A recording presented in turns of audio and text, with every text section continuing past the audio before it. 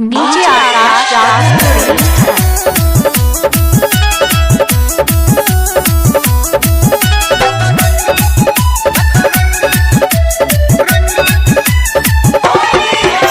Music by Mantu Manish. चढ़ल फागुन के मौका उठेला, घर से बाहर तू भोरे के गेला।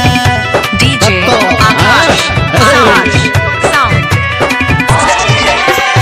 चढ़ल फागुन के मौका उठेला, घर से बाहर तू भोरे के गेला। छौरी बात नहीं एना ललकारी से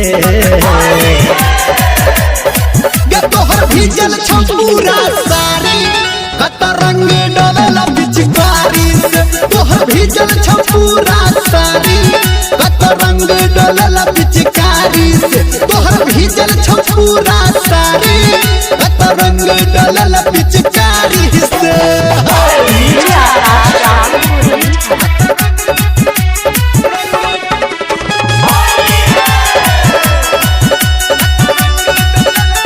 माँ गायत्री रिकॉर्डिंग स्टूडियो। हेगे होठ में लाली घसल छो, आँख में काजर बहल छो, गाल पे गजब निशानी के तोरा, दिलवा में डर फिसल छो। होठ में लाली घसल छो, आँख के काजर बहल छो, गाल पे गजब निशानी के तोरा, दिलवा में डर फिसल छो। लाज शरम नहीं तोरा के लगलो, तोहर भाग होली में जगलो। रंग पीछा डोले लगी अगारी से गे तोहर भीजल छौ पूरा सारी, कत रंग डोलल पिचकारी से। तोहर भीजल छौ पूरा सारी, कत रंग डोलल पिचकारी से। तोहर भीजल छौ पूरा सारी, कत रंग डोलल पिचकारी से। डीजे आकाश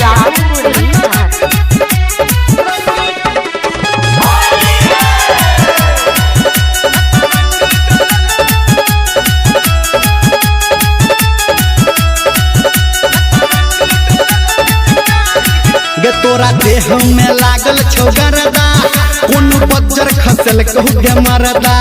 तोहर देख के भीजल जवानी के छौरी, लागे छौ पान जरदा।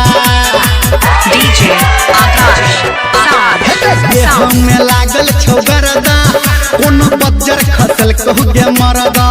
तोहर देख के भीजल जवानी के छौरी, लागे छौ पान के जरदा। सच कहो तोरा छौरा निरमलिया, राइटर सन टू के एहन बेरिया, छौरी गेल रही पूरा तैयारी से।